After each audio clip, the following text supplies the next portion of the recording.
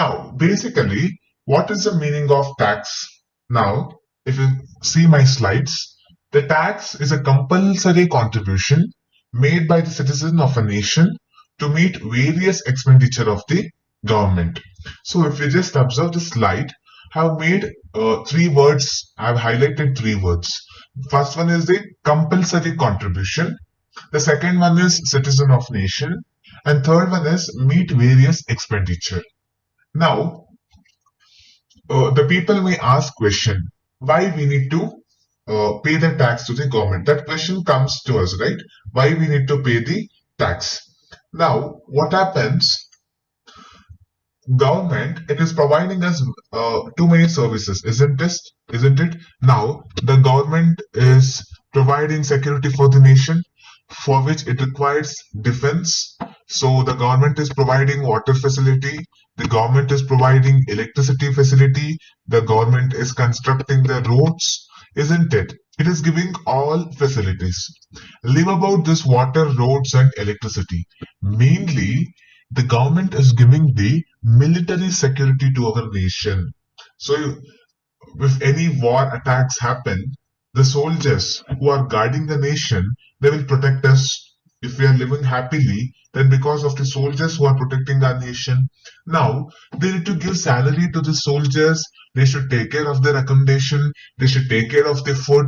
They should have a strong military force. So for that, the government needs the money, isn't it? Without money, we cannot run all these things. So to collect that money, the government has come up with the idea of tax. So whatever the tax we pay for the government, using that money, or we can call it as a revenue, tax revenue, the government will try to develop the nation. Now, if you see here, the first one is compulsory contribution. What is this compulsory contribution? Compulsory means everyone has to do it. Nobody can escape from that. If a person is liable to pay the tax, then he should definitely pay the tax. Nobody can escape from that. Compulsory contribution ಅಂದ್ರೆ ಕಟ್ಲೇಬೇಕಾಗುತ್ತೆ, ಅದರಿಂದ escape ಆಗೋದಕ್ಕೆ ಸಾಧ್ಯ ಇಲ್ಲ. Next, he made by the citizen of a nation. So who will pay the tax? The tax will be paid by the citizen of India nation. Our nation is India. So whatever the amount paid as a tax will be used to meet various expenditure. Whatever the taxes the one person pays to the government, using that tax amount, the government will meet the various expenditures. This is the meaning of tax. Next is types of taxes. So in India, we are having two types of taxes. So what are those two types of taxes? One is the direct tax and second one is the indirect tax. So Indiaದಲ್ಲಿ two ರೀತಿಯ tax systems ಇದೆ. ಒಂದು direct tax system, ಇನ್ನೊಂದು indirect tax system. Now let us see what is the meaning of direct tax. So the incidence and impact is on the same person. The incidence and impact on the same person. So what is the meaning of incidence? Incidence means liability. Impact means the burden of paying tax. Liability to pay the tax and impact means you are paying the tax. The incidence and impact is on the same person. Now let us try to understand this particular statement by taking up an example. Now here there is a Mr. X. He is a citizen of the India. Next, here on the other party, it is government. So government is there on the other side, and on one side we have Mr. X. He is a person. So in my future slides, I'll tell you what is the meaning of person. So now Mr. X, he has the liability to pay the tax of 20,000. So Mr. X has to pay 20,000 rupees tax for whatever the income he has earned to the government. ಇಲ್ಲಿ Mr. X 20,000 tax ನ government ಗೆ ಕಟ್ಟಬೇಕಾಗುತ್ತೆ. Now, who has the liability to pay the tax? ಯಾರ್ tax ಕಟ್ಟಬೇಕು? Mr. X. So that is incidence. Incidence means what? Incidence means liability. Incidence is nothing but liability. means he has a liability to pay the tax. ಅವ್ರಿಗೆ liability ಇದೆ tax ನ ಕಟ್ಬೇಕು ಅಂತ. What is the impact? Who will pay the tax? Mr. X only has to pay the tax. So he is gonna pay the tax. ಈಗ Mr. X has a wife, you think. Wife is Y. Will his wife pay tax on behalf of Mr. X? No. Mr. X has earned the income, so he need to pay the tax of his own. So the incidence and impact, the liability to pay the tax and the person who is going to pay the tax is the same. So whatever definition says, the incidence and the impact is on the same person. Here, X is only earned the income and X will only pay the tax. ಈಗ X income earn ಮಾಡಿ X wife tax ಕಟ್ಟಲ್ಲ, X income ನ earn ಮಾಡಿ X tax ಕಟ್ಬೇಕಾಗತ್ತೆ. So ಇಲ್ಲಿ incidence ಮತ್ತೆ impact ಅನ್ನೋದು ಒಂದೇ person ಮೇಲೆ ಇರೋದ್ರಿಂದ ಆ ರೀತಿಯಾದಂತಹ ಟ್ಯಾಕ್ಸ್ ನಾವು ಏನಂತ ಕರಿತೀವಿ? We call it as direct tax. So why it is called direct tax? You should remember this particular line. The incidence and the impact is on the same person.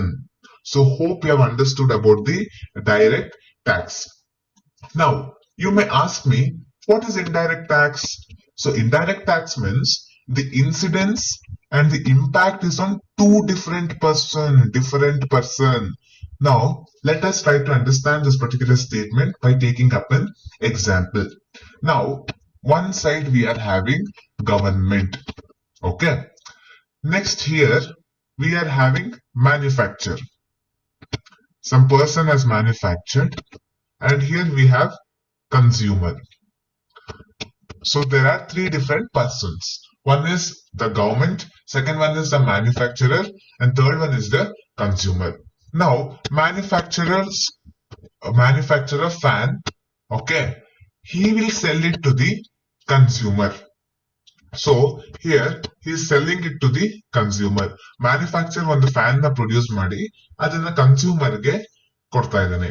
Now the value of fan is, let us think it is 20,000 and let us assume that tax is 10%. So the tax, how much he need to pay? It is 2,000 rupees. 2,000 rupees tax he need to pay to the government. So who need to pay the tax? Manufacturer has a liability. ಇಲ್ಲಿ manufacturer government ಗೆ tax ಕಟ್ಟಬೇಕಾಗುತ್ತೆ, ಯಾಕಂದ್ರೆ ಅವನು goods ನ manufacturer ಮಾಡಿದಾನೆ. So liability here, the incidence means what? The liability to pay the tax. Incidence is on the part of manufacturer. But who is going to pay the tax? Will manufacturer pay the tax directly to the government? No. He will make his consumer pay the tax. So what he will do? Instead of selling the fan at 20,000, he will sell the fan at 22,000. So the burden to pay tax. So here, impact. Impact means what? The burden of paying the tax is on the consumer. So the consumer will pay the tax. So who is having the burden? Consumer is having the burden. So the impact is on the consumer. So here if you can see that the incidence is on the part of manufacturer and impact is on the part of consumer. So what does the indirect tax mean? The incidence and impact is on the two different person. So here also manufacturer is having the incidence and impact is on the consumer. So two different persons have been involved. So this is the meaning of indirect tax. Next, what is assessment? Now, for example, you have written an exam for 50 marks. Let us assume that you have written a paper for 50 marks. You will submit your paper to the teacher and teacher evaluates. What she will evaluate? She will evaluate which are the correct answers you have written and which are the wrong answers you have written. And for correct answers, how much marks you should get? She will allot the marks. This is known as assessment. Similarly, in the income tax, so for example, you are earning an income of 5 lakh per annum. So let us think that per annum means for 1 year, you are earning the income for 5 lakh. So it doesn't mean that you have to pay the tax on this 5 lakh. There are certain exemptions. exemptions will be there. So regarding this exemptions, I'll be doing another video. Now just have an idea in your mind that there's something called as exemption. Now we need to know how much tax you need to pay, isn't it? If you have a commerce background, you can easily know. But let us think that a person is a doctor, a person is an engineer. Okay, he should know that how much tax he need to pay. So the process of knowing how much tax he need to pay is known as assessment. So the assessment is a computation of taxable income. Now, it is a process of computation of taxable income. Computation means what? You are finding out, that is assessing. You are finding out what is the taxable income and the tax liability. So here two different terms you have to observe. One is taxable income and one more is tax liability. Now let us take an example. Mr. A is earning an income of 5 lakh. Okay, he is earning an income of 5 lakh. Now in the income tax, there is a concept of deductions and exemptions. Deductions ಮತ್ತೆ exemptions ಅನ್ನೋ ಒಂದು topic ಇದೆ. So let us think there's a deductions of 20,000 and exemption of 10,000. Now if you subtract this 20,000 and 10,000 from 5 lakh, I think we will get 4 lakh 70,000. So this is the income earned. So earned income. He has earned certain income, but 4,70,000 is taxable income.